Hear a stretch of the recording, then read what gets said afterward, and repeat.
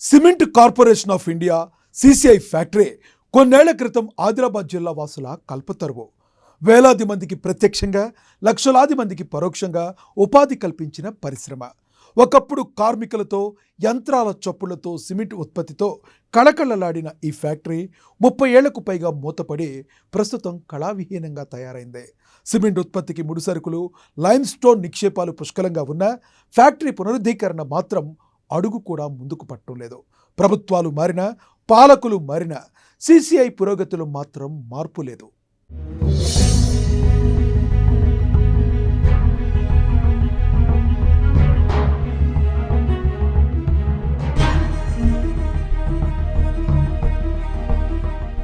ఆదిలాబాద్లోని మూతపడిన cement corporation of India CCI ఫ్యాక్టరీని పునరుద్ధరించాలని తెలంగాణ ప్రభుత్వం కేంద్రాన్ని కోరుతోంది. అటు ఆదిలాబాద్ జిల్లా వాసులు కూడా ఫ్యాక్టరీ తెరిపిస్తారని 1000 కళ్లతో ఎదురు చూస్తున్నారు. గత కొన్ని సంవత్సరాల కింద సిసిఐ అనేది ఆదిలాబాద్ సిమెంట్ కార్పొరేషన్ మూతపడ్డది. గత ఎలక్షన్ లో ప్రజలకు అమిత్ షా ఆదిలాబాద్ వచ్చినప్పుడు ప్రజలకు వాగ్దానం చేయడం జరిగింది. ఆ వాగ్దానంలో ఏమంటే ఈ సిసిఐ మళ్ళీ తెరిపిస్తాము, అలాగే ఎమ్మెల్యే సుఖ పాయల్ శంకర్ గారు ఈ సిసిఐ తెరిపి ప్రజలకు, ఆదిలాబాద్ ప్రజలకు అందరికీ ఉద్యోగ అవకాశాలు కల్పిస్తాము, ఇది ఆదిలాబాద్ లో చెప్పడం జరిగింది. కానీ ఇంతవరకు ఆ ప్రజలకు అలాంటి విషయాలలో ఎవరు జోక్యం చేసుకోక అది పెండింగ్ లో ఉంది.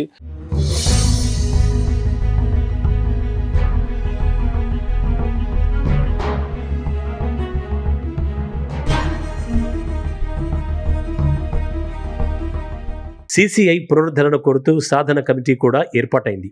ఆదిలాబాద్ జిల్లా వాసులకు ఉపాధి కల్పించే సిసిఐని తెరిపించాలని సాధన కమిటీ ఆధ్వర్యంలో ఉద్యమించారు. సుమారు 2000 కోట్ల ఖర్చుతో ఆధునీకరణ చేపడితే 3000 మందికి పైగా ప్రత్యక్షంగా, వేలాది మందికి పరోక్షంగా ఉపాధి లభిస్తుందని అంచనా. అయితే ఇది ఇంకా కేంద్ర ప్రభుత్వ నిర్ణయంపైనే ఆధారపడి ఉంది. ఆదిలాబాద్ పట్టణ శివార్లో ఏర్పాటైన సిసిఐ ఫ్యాక్టరీలో 1982 ఆగస్టు 15న సిమెంట్ ఉత్పత్తి ప్రారంభమైంది. సిసిఐకి సొంతంగా 870 ఎకరాలుండగా మరో 2000 ఎకరాల భూమిని లీజుకు తీసుకుంది. ఫ్యాక్టరీలో సుమారు 4000 మంది ఉద్యోగులు, కార్మికులు అప్పట్లో పనిచేసేవారు. 1984లో అప్పటి సీఎం ఎన్టీ రామారావు, కేంద్ర పరిశ్రమల శాఖ మంత్రి తివారీ చేతుల మీదుగా ఈ ఫ్యాక్టరీని జాతికి అంకితం చేశారు. అప్పటి నుంచి సిమెంట్ ఉత్పత్తి చేస్తూ దేశంలోని నలుమూలలకు సరఫరా చేశారు. 1991 నుంచి 3 ఏళ్ల పాటు ఫ్యాక్టరీ మంచి ఉత్పత్తి సాధించి 1000 కోట్ల లాభాలు ఆర్జించింది.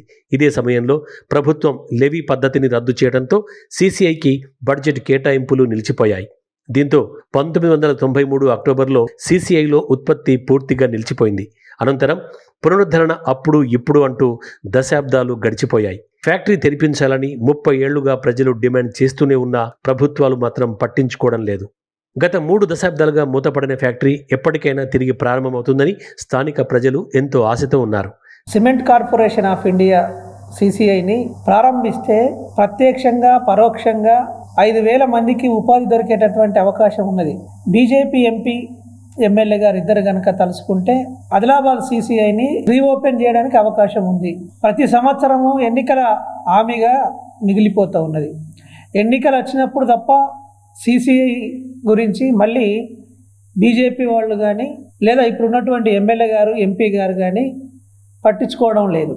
ఆదిలాబాద్ జిల్లాలో నిరుద్యోగం ఏ రకంగా పేరుకుపోయింది అని చెప్పడానికి మొన్న గౌరవ ఎస్పీ గారు నిర్వహించినటువంటి జాబ్ మేళాకి దాదాపు 5 నుంచి 6 వేల మంది నిరుద్యోగులు, అంటే ఒక ప్రభుత్వ ఉద్యోగి ఎస్పీ గారు అయినటువంటి ఆయన సామాజిక స్పృహతోని కాస్తో కూస్తో నిరుద్యోగులకు న్యాయం చేయాలని చెప్పి తపన పడుతూ ఉన్నాడు. కానీ ప్రజల ఓట్లతోని అధికారంలోకి వచ్చినటువంటి వాళ్ళు, ఎమ్మెల్యేలు అయినటువంటి వాళ్ళు, ఎంపీలు అయినటువంటి వాళ్ళు, కేంద్రంలో అధికారంలో ఉన్నటువంటి వాళ్ళు తలుసుకుంటే ఇంకా ఎక్కువ ఉద్యోగ అవకాశాలు ఇప్పించడానికి అవకాశం ఉంటుంది. కానీ ఆ మాత్రం ఎస్పీ గారికి ఉన్నటువంటి నైతిక బాధ్యత బీజేపీ ఎంపీ ఎమ్మెల్యేలకు లేకపోవడము నిజంగా ఆదిలాబాద్ జిల్లా ప్రజల దురదృష్టం అని చెప్పి సందర్భంగా మేము భావిస్తూ ఉన్నాము. వెంటనే బీజేపీ ఎమ్మెల్యే, ఎంపీ జోక్యం చేసుకొని ఆదిలాబాద్ సిసిఐతో పాటు ఉపాధి అవకాశాలు ఉన్నటువంటి అన్ని రకాల ప్రైవేట్ రంగంలో కావచ్చు, ప్రభుత్వ రంగంలో కావచ్చు, అన్ని రంగాల్ని డెవలప్ చేయడం కోసం ప్రయత్నం చేయాలని.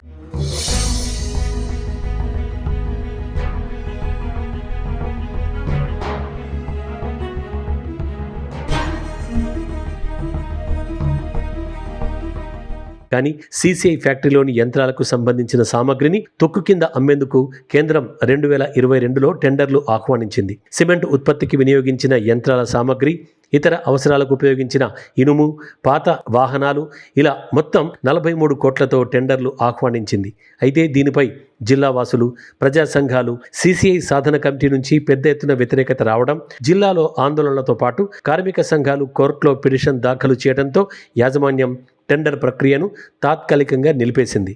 కానీ ఎప్పటికైనా సీసీఐని అమ్మాలన్న ఉద్దేశంతోనే కేంద్రం ఉందంటూ జిల్లావాసులు ఆందోళన చెందుతున్నారు. పరిశ్రమలో ఉత్పత్తికి సంబంధించి ముడి పదార్థాలు, నాణ్యమైన సున్నపురాయి నిల్వలు 2000 ఎకరాలకు పైగా అందుబాటులో ఉన్నాయని అంచనా. గత అసెంబ్లీ, పార్లమెంట్ ఎన్నికల సమయంలో తమను గెలిపిస్తే సీసీఐని తెరిపిస్తామని ఎంపీ, ఎమ్మెల్యేలు హామీలు గుప్పించారని, గెలిచి 2.5 ఏళ్లు గడిచినా హామీలు మాత్రం నెరవేర్చలేదని ప్రజలు విమర్శిస్తున్నారు. గత 2 సంవత్సరాల ముందు 2.5 సంవత్సరాలు అవుతుంది. అసెంబ్లీ ఎలక్షన్ల కంటే ముందు, ఎమ్మెల్యే ఎలక్షన్ల అంటే ముందు అమిత్ షా గారు 2.5 సంవత్సరాలు అవుతుంది. ఇక్కడున్న స్థానిక ఎమ్మెల్యే గారు కూడా సీసీఐ సిమెంట్ ఫ్యాక్టరీ ఇక్కడ నేను ఎమ్మెల్యే గెలిచిన తర్వాత నేను ఇక్కడ నిరుద్యోగులకు ఉద్యోగాలు ఇప్పిస్తాని గత 2.5 సంవత్సరాలు అవుతుంది, కానీ ఇంతవరకు ఇప్పియలేదు. అదేవిధంగా అమిత్ షా గారు కూడా ఏమన్నాడంటే, నేను మా పాయల్ శంకర్ ఎమ్మెల్యేని గెలిపియండి, నేను నిరుద్యోగులకు ఉద్యోగాలు ఇప్పిస్తామన్నాడు. కానీ మొన్న జాబ్ మేళాలో చూస్తే ఇంతవరకు కూడా ఒక ఉద్యోగం కూడా ఇవ్వలేదు. ఇంతవరకు కూడా పాయల్ శంకర్ నిరుద్యోగులకు ఆశ చూపెట్టిండు. ఆశ మొత్తం నిరాశ అయిపోయింది. కాబట్టి ఇంతవరకు కూడా నిరుద్యోగులకు ఏ ఉపాధి లేక తలతలలాడుతున్నారు. బిఎడ్, బీకామ్ అన్ని విధాలుగా డిగ్రీ క్వాలిఫై ఉన్న వాళ్ళు కూడా. అదేవిధంగా మా ఆదివాసీ యువతకు కూడా ఇంతకు ముందు ఏం చెప్పిండు, ఎమ్మెల్యే గెలిచిన తర్వాత మీకు సిమెంట్ ఫ్యాక్టరీ కానీ ఇంకా సీసీఐలో కానీ ఏ విధంగా కూడా ఆదివాసీ యువతకు కూడా నేను అన్ని విధాలుగా నేను మీకు సహకరిస్తాని మభ్యపెట్టి మరి ఈరోజు ఎమ్మెల్యే గెలిచిన 2.5 సంవత్సరాలు అవుతుంది, కానీ ఇంతవరకు కూడా ఏ యువకులకు ఉపాధి లేదు. ఆదిలాబాద్ జిల్లాలో గత 2 సంవత్సరాల క్రితము ప్రజాప్రతినిధులుగా కేంద్రంలో ఉన్నటువంటి బీజేపీకి సంబంధించినటువంటి ఎమ్మెల్యే, ఎంపీలు ఎన్నుకోబడ్డారు.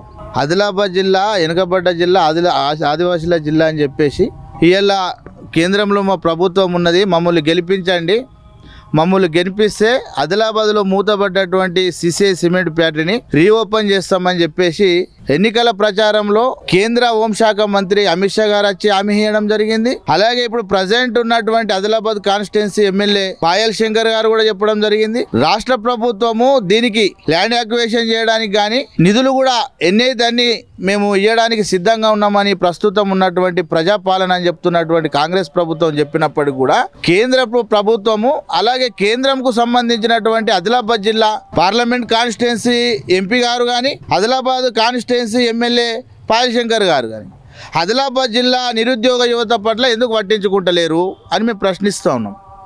ఇలా మొన్న ఆదిలాబాద్ జిల్లా ఎస్పీ గారు ఒక జాబ్ మేళాని పెట్టిండు ఆదిలాబాద్ జిల్లాలో. దాదాపుగా నిరుద్యోగ యువకులు 5,000 దాకా పాల్గొన్నారు. ఇలా ఒక ఉద్యోగి 3-4 సంవత్సరాల కోసము ఉద్యోగం చేసుకోవడానికి వచ్చిన అటువంటి ఒక ఎస్పీ గారు అయినా వచ్చిన సంవత్సరం లోపే ఆదిలాబాద్లో ఎంత నిరుద్యోగం ఉన్నదని చెప్పేసి గ్రహించి ఒక నిరుద్యోగం మేళ పెట్టి దాదాపు 500 యువకులు వచ్చిళ్ళు. ఇలా గత ప్రభుత్వాలు ఏమి చేయలేదు, అసమర్థులు, అప్పుడు ఉన్నటువంటి ప్రజాప్రతినిధులతో శాతనైతే లేదని చెప్పేసి ఎన్నికల్లో కట్టుకథలు ఎన్నో చెప్పినటువంటి పాయల్ శంకర్ గారు మరి మీరు గెలిచి 2 సంవత్సరాలు అవుతా ఉన్నా ఆదిలాబాద్లో మూతపడ్డటువంటి సిమెంట్ సీసీఐ ఫ్యాక్టరీని ఎందుకు రీఓపెన్ చేస్తలేరు, దానికోసం మీరు కేంద్రంలో ఎందుకు ప్రయత్నాలు చేస్తలేరు అని మేము ప్రశ్నిస్తూ ఉన్నాం. ఆదిలాబాద్లో సున్నపు రాయి 2,000 ఎకరాల నిల్వ ఉన్నది. దాదాపుగా 100 సంవత్సరాలు సీసీఐ సిమెంట్ ఫ్యాక్టరీ నడిచే ముడి సరుకు ఆదిలాబాద్లో ఉన్నది. అప్పుడు కేంద్రంలో ఉన్నటువంటి కేంద్ర ప్రభుత్వాలు ఏం కుతంత్రాలు చేసినాయో తెలియదు ఆదిలాబాద్ జిల్లా పట్ల. ఇప్పటికైనా మీరు ప్రజల చేత ప్రజల కొరకై పాలించే నాయకులుగా ఎన్నుకోబడ్డప్పుడు కొద్దిగా చిత్తశుద్ధితోని నిన్ను గెలిపిస్తే నువ్వు రానున్న రోజులలో గెలుస్తావా ఓడుతావు, కానీ నువ్వు ఓడిపోయినా నీ గురించి చెప్పుకునేటట్టు ఉండాలా ఒక నాయకుడు అంటే. వాళ్ళు ఏం చేయలే, వీళ్ళు ఏం చేయలే అని చెప్పుడు తప్ప, వాళ్ళ మీద మీ మీద వాళ్ళు బురదలు చల్లుకున్నాడు తప్ప ఆదిలాబాద్ యువతను నట్టేట ముంచుతున్నటువంటి ప్రజాప్రతినిధుల ఖబర్దార్, ఇప్పటికైనా చిత్తశుద్ధి వహించండి. రాష్ట్ర ప్రభుత్వం అన్ని ఇస్తా అంటున్నది, మీరు రాష్ట్ర ప్రభుత్వంతో కేంద్ర ప్రభుత్వంతో మీ అమిత్ షాతో మాట్లాడతావా, మీ మోదీతో మాట్లాడతావా? మాట్లాడి ఆదిలాబాద్ యువతకు ఉపాధి అవకాశాలు కల్పించే దిశగా అడుగులు వేయాలని చెప్పేసి మేము డిమాండ్ చేస్తూ ఉన్నాం. లేని పక్షంలో మీకు ఆదిలాబాద్ యువత బుద్ధి చెప్పడానికి సిద్ధంగా ఉన్నారని విజ్ఞప్తి చేస్తాం.